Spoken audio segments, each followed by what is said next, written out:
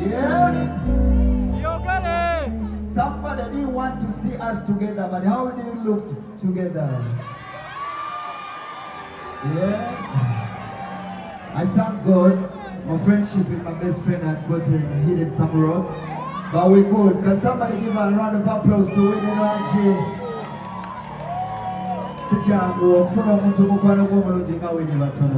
Winnie, I love you and I treasure you so much. Can I get a hug for that? Thank you, friends for life. Thank you, Swamps Avenue for this platform. Thank you, Winnie. Thank you, Swamps Avenue. Thank you, my brother. Peace out. Chozen blood yavuddeyo ku stage awo n'atugamba mwaze enkolagana yammwe yakomyewo yazzeemu biki ebyali bibaawula ennyo. Sigenda binnyonnyola nnyo kubanga mwabira ku social media abamu ne mweyogeza byonna bye mutamanyi kati buli omu asigale ne kyeyogeza just nze ng'omuntu sirina buzibu ku Chozen blood ebyaliwo it was just a misunderstanding by the ex-girlfriend of which ebyo bibaawo nga omanya abawala alaba ku TV bagamba oyagala Winnie Nwagi so kati kimuleetera ogenda mu simu yo n'anoonyereza ki kyemwogera ne Winnie Nwagi ye not taking advantage of that. So maybe omuwala labbi yali emutta n'alowooza alina kulabisa ate alina kulabisa nti kitegeera ate nga tekyetagisa nti sibiriimu ebyalaavu. So that was a wrong move. Naye nga sikulinaako buzibu mukyalo. Ani? Naye bambi yafuna mukyala nga waya teziriiko. Kati siiso amunenya nnyo. Kitegeera. Just ye temunenyaako to let it happen because ng'omusajja olina okugamba omukazi. Like why would you let a woman into your phone like that? Especially about the people you work with. Kitegeera kiringa muntu mukyala okwata pira bossi wo n'amuwalamula. Kitegeera aba akulemesa omulimu. So kati nze Chozen blood is a business partner. It's like a business partner. Tukola naye muyimbi munnange. So kati oli ate yabireetamu pleasure.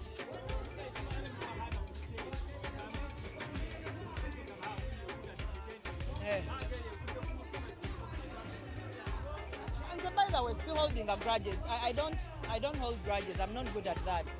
Ndi muntu ativaako mangu kasita tuogera. Kitegeera kasita tuogera sina budde bubuwalana. Kubanga life is short. Kitegeera. Niyo nyiza okwetaaga leero naawe enkya nonneetaaga. Ate nga tewali nsonga nnyo ebaawulaawo. Kitegeera ensonga naawe ogiraba. Ate naye yawula abantu. Asali mulaavu just mulina kitwala bwe kityo kuba kyali kiva mu nze. Kitegeera naye nga nze bwe njogera n'emikwano gyange gyonna. Kitegeera.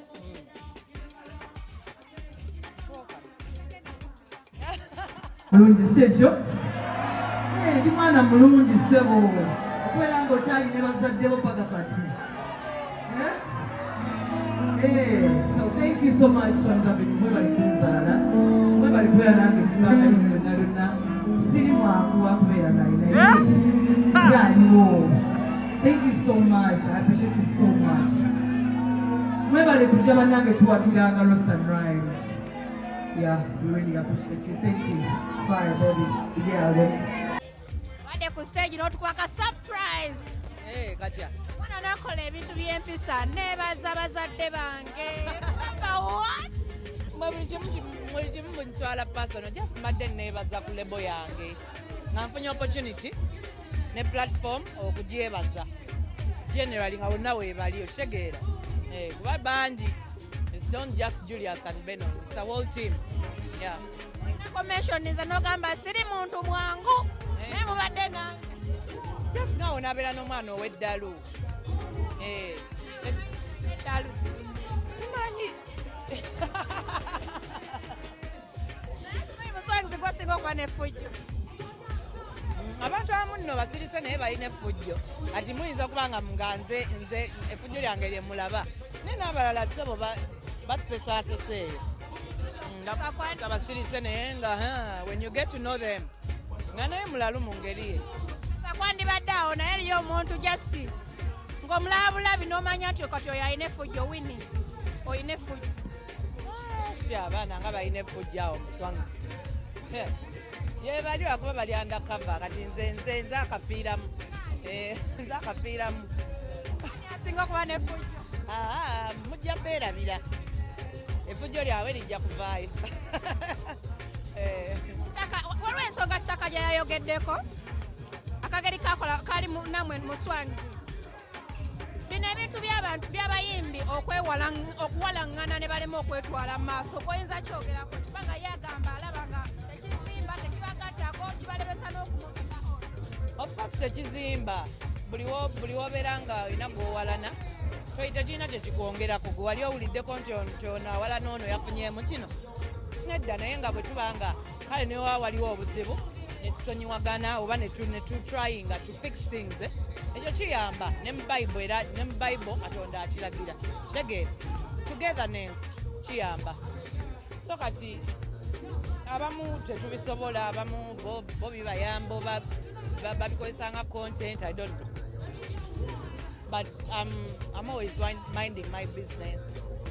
Omuntu ali mu entertainment industry yali avuddeyo n'ayogera ekigambo nekikunyiga ku mutima n'owira nga kikulumye Winnie nga gwe nga wa industry nga artist munange oba nga analyst oba artist babeerayo babyogera obisanga ku TikTok ng'oscrollinga booti waliwo omuntu gwe nasanga TikTok yali musajja mukulu nno ng'omulaba nga alina amagezi ng'atudde wansi w'omuti looza wanga waakolera nga nnyonnyola abantu nga Winnie Nwagi waakozesa ice era ng'abannyonnyolanga temumulaba nga bwakoze yenna aweddewo ali ku ice nze kennyini nentunuulira gundi TikTok eyo neŋŋamba what nalina mukwano gwange fena netwetunuulira bweti like just Uganda balina ekizibu when they see some changes they don't do research they just abamu banoonya content banoonya views so atuula n'ayogera ekimuyisaawo naye nga gwe kiba kikudamaginga in a way now like my brand munjogerako ekintu ngaekyo mukozesa ice really nze nakanwagi Winnie era kyenkozesa mukwano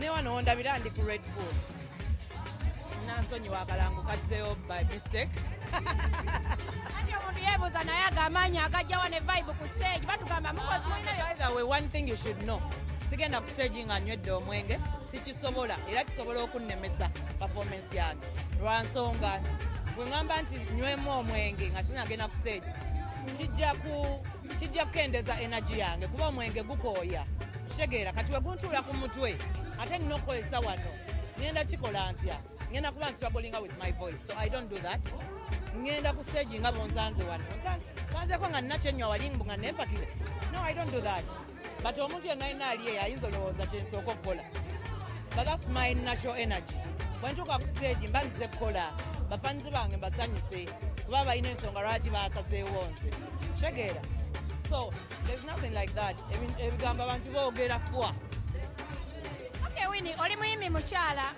engoye zaffe abakyala nyangu za kufuna kiteekinga ki omuyimbi okugenda ku stage kubanga mubeera n'ebivulu nga bimeka olunaku ba mu weekend naye ng'olina okukyusa engoye kiteekinga ki artist omukyala mu industry okubeera nga yeeyambaza nga bwaba yeeyambaza kansoke nseke n'okuseka kubanga waliwo gwe nasanga era ku TikTok ng'ali kuvuma yali alina ba artist bataddeko ebifaananyi byabwe agamba naye ono ayambadde biki bannanga abayimbi ba Uganda mukyuseko ku nyambala now this is your reply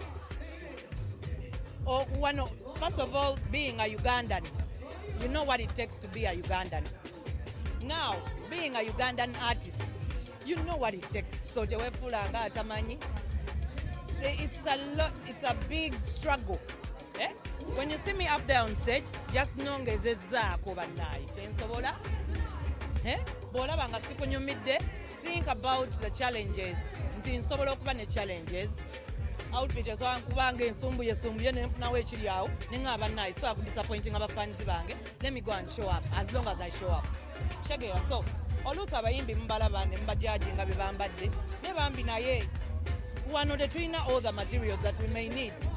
Fenafena nkimanyi bulungi tugenda ku Pinterest okwo, we get outfit inspos, n'ogamba stylist wonkolera akantu bwe kati kitegeera naye n'atasobola naki oluusi asobola okipulinga off but not always. Nabo balina challenges kitegeera okamulaga then failing okufuna the exact material that you wanted. Kati nekireetera outfit okufaayo obubi gwe n'ogiraba n'ogivuma oba asookola mu mistake nga waliwo we batanywezesa newataggulukuka. Kati newataggulukira ku stage jjukira nze ndi bulungi newataggulukira ku stage ne mugamba ayambadde olugoye lulimu ekituli. So ffe nga ba artist mutulowoozeeko nti tuli bantu nga mmwe. Anything can happen. An outfit can go wrong. Otegeera nga naawe bw'osobola okugenda ku mulimu ne weekanga nti bannaawe wano nazze waliwo akatuli. Yeah, let's just take it easy on our artists. Please take it easy on us. It's not easy being an artist here. We cannot pull it off like Beyonce. We don't have that. Tetulina team weyo bwetyo. Beyonce alina personal stylist. Waayita basooka ne bamukolera n'ekkubo kugamba tegeera naye wano man weefaako ebizibu ebisinga gwe weefaako tegeera nze lwakuba ndi under management naye I think about myself nga siina team. I can't do it alone. I have to think about what I'm going to wear. I didn't know kuteekayo oluyimba. I can't do it all. I can't.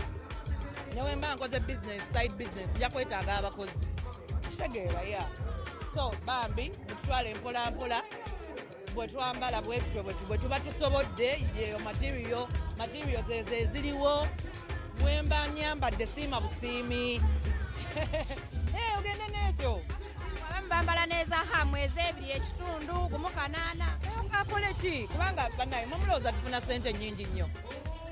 Mulowooza buli kyo bampa miliyoni 10 buli. Ssente zaffe za kusondereza you guys. Ate mujjukire tulina ennaku yaffe personally. Abamu balina families ez'okulabirira ne waba talina mwana. Tena abamu tulina abaana. Otegeera obeerako ebintu ebirala bikusumbuwa togenda kusweninga all the money on the career. Olina okuteekako n'ewalala. Otegeera. Yeah, so Yes, one zegenda kubefulumyanga ennyimba buli lwakutaano. Omuyimbi afulumya. Yes. Mwawulidde? Kigenda kucokota. Last Friday. What? Last Friday. Afulumiza wabadde. Sinnaba naye nga it's coming soon. I'm going to release a song soon. Ate bwe nsumulula ku luno ngenda kubanga nsumulula badde nduddewo nga bwe nkugambye oba olina okukolako ebirala kubanga ssente zakugattiriza bugattiriza osobola okuteeka wano oteeke ne wano oteeke ne wali ati byonna wonaaziteeka music I know balansinga. Baddamu okulowooza ku concert tukutwale Namboole. Baddamu okulowooza ku concert tukutwale Namboole kuba wali wawo. Kijja kusinziira omanyi ogendera ku energy eriwo kijja kusinziira energy weba nnungi why not naye mumpa bad energy nga tugenda netfekize but nkimanyi temusobola kumpa bad energy. Mwebali kusiima munyumiddwa Ekyo twakikuleka. kasamba nga munyumiddwa nze awo mba nkozi Okajjawa Winnie obeerawo ku stage amaanyi g'okozesa sibe balala ge bakola. Amaanyi ng'era omuntu ng'olya emmere obeera n'amaanyi. Kimanyi gwe muyimbi asinga opafominga ku Roast and Rhyme. Roast and Rhymes zonna ezitera okubeerawo ye gwe asinga nedda bambi nga ndudde nakoma okuba ku Roast and Rhyme eyaliko Fefe Busi yali kugundi jahazi for some time back. It's been long. experience ya leero ebadde tebadde mbi abantu badde ne vibe nga omanyi abantu babeera ne vibe naawe obeera okay kitegeera badde banyumirwa kati naye nekindeetera okunyumirwa. Yeah, it's been nice.